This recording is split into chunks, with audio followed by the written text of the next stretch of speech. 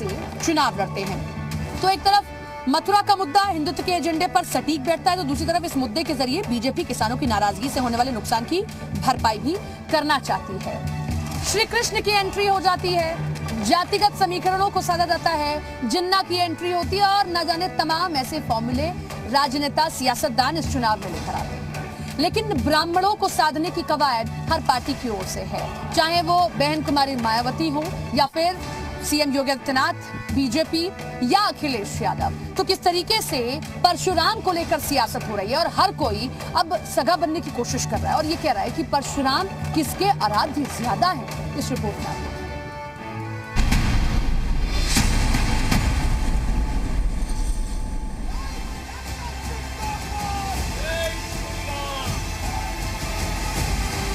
उत्तर प्रदेश में ब्राह्मणों को रिझाने की सियासत गर्म है।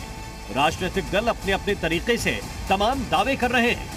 हिस्ट्री शीटर विकास दुबे और उसके कुछ साथियों के एनकाउंटर में मारे जाने के बाद प्रदेश की सियासत ब्राह्मणों के इर्द गिर्द घूमने लगी। सपा, बसपा और कांग्रेस सरकार को ब्राह्मण विरोधी बताने में लामबंद हो गई। अखिलेश यादव ने ब्राह्मणों को रिझाने के लिए लखनऊ के माहुर कला में पूर्वांचल एक्सप्रेसवे के किनारे भगवान परशुराम की 108 फीट ऊंची मूर्ति लगाई है। मूर्ति के साथ 68 फीट का फरसा भी लगाया गया है। वहीं बसपा भी परशुराम की मूर्ति लगवाने की बात कर रही है। सपा की ब्राह्मण कार्ड खेलने की कोशिश बीजेपी को रास नहीं आ रही। उत्तर प्रदेश के डिप्टी सीएम केशव प्रसाद मौर्य ने अखिलेश पर निशाना साधते हुए कहा कि जो राम का नहीं हुआ वो परशुराम का क्या होगा। अखिलेश यादव जी से मेरा सवाल है, वो बताइए कि सरदार पटेल जी का अपमान करते हुए मोहम्मद अली जिन्ना का नाम क्यों लिया। मेरा उनसे सवाल है कि वह बताएं, अगर पिछड़े वर्ग के हितैषी हैं तो जब सपा बहुमत में थी तब पिछड़े वर्ग के अन्य किसी जाति की याद उनको क्यों नहीं आई थी। अगर वो पिछड़े वर्ग के सबसे बड़े नेता जिन्होंने श्री राम जन्मभूमि पर मंदिर निर्माण करने के लिए अपनी कुर्सी रामलला के चरणों में समर्पित कर दी, ऐसे बाबूजी स्वर्गीय कल्याण सिंह जी के अंतिम सांस लेने के बाद उनको श्रद्धांजलि देने क्यों नहीं गए। भगवान परशुराम के बहाने अखिलेश सूबे में ठाकुर बनाम ब्राह्मण की सियासी बिसात बिछा रहे हैं। बीजेपी के हमले पर सपा ने करारा जवाब देते हुए कहा कि बीजेपी सपा के बढ़ते जनाधार से घबरा गई है। माननीय केशव प्रसाद मौर्य अपने आप को बहुत क्षुब्ध महसूस कर रहे हैं क्योंकि उनको धोखा दिया गया है।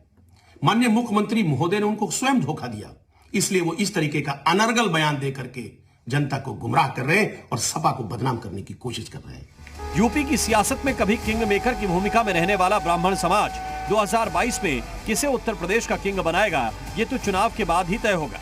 लेकिन चुनाव से पहले ब्राह्मणों को साधने की सियासत में इंसान का भला भले न हो, राम और परशुराम की मूर्ति का भला तो हो ही रहा है।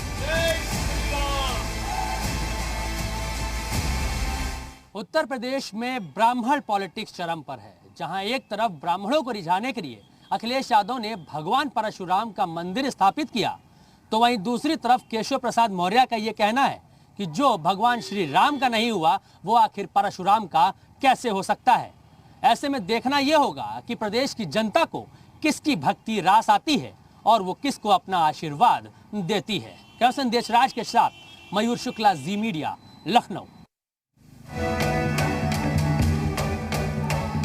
अब ब्राह्मण मतदाताओं की संख्या उत्तर प्रदेश में भले ही कम हो, लेकिन हमेशा से ब्राह्मण मतदाता किंग मेकर की भूमिका में रहा है। आखिर क्यों हर पार्टी के लिए ब्राह्मण मतदाता अहम हो जाता है, क्यों हर कोई परशुराम को अपना बनाने की होड़ में लगा है, ग्राफिक्स के जरिए आसान भाषा में आपको समझाते हैं। तो अब देखिए कि ब्राह्मण मतदाताओं की संख्या करीब 12% है सूबे में। आजादी से 1989 तक 6 ब्राह्मण सीएम बने हैं।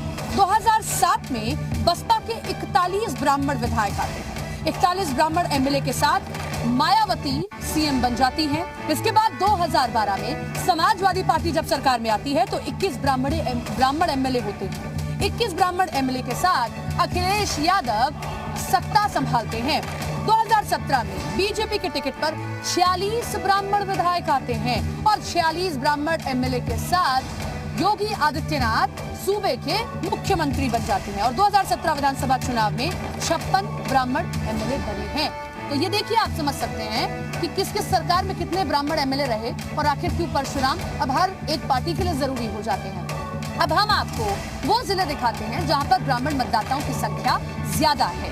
तो उसमें आते हैं 15% से ज्यादा ये संख्या है और ये वो सीट है अब जो हम आपको दिखाने जा रहे हैं जहां 15% से ज्यादा ब्राह्मण हैं। बस्ती सबसे पहला जिला जहां पर ब्राह्मण मतदाताओं की संख्या अच्छी खासी है। बस्ती से ये लगता हुआ एक जिला है संत कबीर नगर, नेपाल बॉर्डर से लगता है, लेकिन यहाँ पर भी ब्राह्मण निर्णायक भूमिका में रहते हैं। महाराजगंज में भी ब्राह्मण मतदाताओं की संख्या 15% से ज्यादा है। गोरखपुर मुख्यमंत्री का गढ़ है, सीएम सिटी में भी ब्राह्मण मतदाता निर्णायक भूमिका में रहते हैं चुनावों में। देवरिया, अमेठी, यूं तो ये कांग्रेस का गढ़ है, लेकिन 2019 के चुनाव में बीजेपी ने सेंधमारी की है और अब यहाँ पर ब्राह्मण मतदाता संख्या अच्छी है, लिहाजा देखना होगा कि परशुराम के ये वोटर्स आखिर किस तरफ झुकते हैं। वाराणसी ये पीएम का संसदीय क्षेत्र है, बीजेपी का गढ़ भी कहा जाता है, यहाँ पर भी ब्राह्मण मतदाता अच्छी खासी संख्या में है। चंदौली, कानपुर प्रदेश का औद्योगिक हब है, यहाँ पर भी ब्राह्मण मतदाताओं की संख्या 15% से ज्यादा है। और इलाहाबाद, प्रयागराज में भी स्थिति कुछ ऐसी ही है। तो ये आपने देखा कि ब्राह्मणों को साधने के लिए सभी दल अपने अपने स्तर से काम कर रहे हैं। किस किस दल के क्या क्या अब फॉर्मूले हैं और कैसे काम कर रहे हैं वो भी आप समझिए। कैसे इन परशुराम के वोटर्स को लुभाने की कोशिश हर एक पार्टी की है वो अब आप समझिए।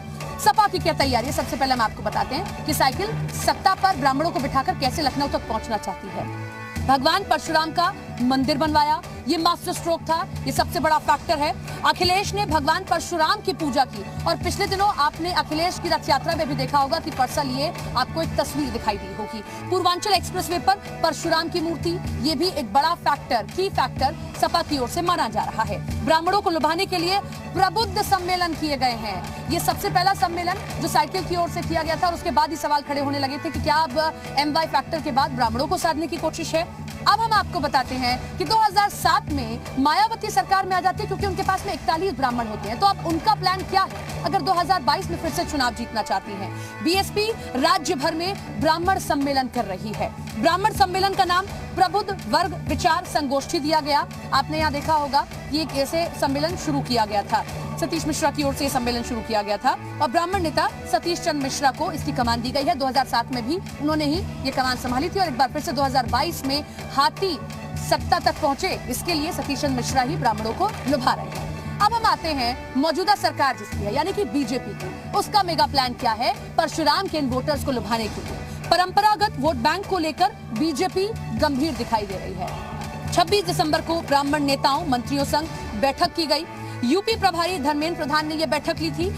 28 ब्राह्मण नेता और मंत्रियों के साथ यूपी प्रभारी ने यह बैठक की थी। 27 दिसंबर को फिर से बीजेपी के राष्ट्रीय अध्यक्ष जेपी नड्डा एक बैठक करते हैं ब्राह्मण मंत्रियों के साथ में, ब्राह्मण नेताओं के साथ में, पदाधिकारियों के साथ में। 28 ब्राह्मण नेता और मंत्रियों के साथ ये बैठक होती है। अलग अलग संगठनों के साथ भी चर्चा की जाती है। तो ये आपने देखा कि कैसे ब्राह्मण वोटर्स को, परशुराम के इन वोटर्स को साधने की कोशिश है। भले ही ये संख्या में किसी और वोटर से कम हो, लेकिन किंग मेकर की भूमिका में हमेशा से दिखाई दिए हैं।